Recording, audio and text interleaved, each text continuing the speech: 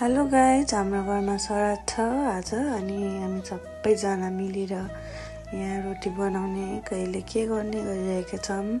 अनि अङ्कल मैले चाहिँ आलु काट्दैछौँ अनि सबिनाले चाहिँ टमाटर काट्दैछिन्। अनि त्यसपछि पुन्टुले पनि आलु काटेकी उनलाई पनि के चाहिन्छ। अनि यहाँ भाउजूले आलु काट्नु भएको छ, नानी छन्। अनि त्यसपछि हामी सबैजना मिलेर आफ्नो काम गर्दैछौँ। अनि म चाहिँ रोटी बनाउँदैछु, सिक्दैछु।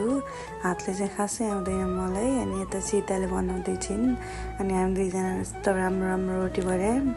अनि त्यसपछि म फेरि आफ्नो डिपार्टमेन्टमा सरेँ। अनि आलु बोडीको तरकारी बनाउनु तेल तात्दैछ अनि मजाले आलु र बोडी भुट्दैछु है, कस्तो हुन्छ अब खाएनी हो। अनि हाम्रो हल्लाखोरी ग्याङहरू छन्, नाचेछन्, गाएछन्। यो स्कुल छुट्टी हुँदा नि साह्रै गाह्रो भइरहेछ गाइजहरू। हजुरहरूको कोला भएको छ। अनि सीताले यता फुरौला बनाउँदैछिन्। अनि यहाँ आमा भेनाजु बाहरू सबैजना हुनुहुन्छ। यहाँ श्राद्ध सुरु भइसकेछ। अनि यहाँ चाहिँ सबैजना केटाकेटीहरू चाहिँ टिभी हेरेर चाहिँ नाचेछन्। अनि हामी दिदी पनि हुनुहुन्छ।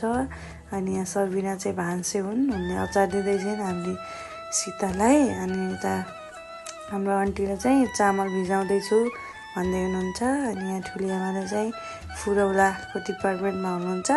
अनि हाम्रो भ्लग छ यति नै, बाई गाइजहरू, सी यू।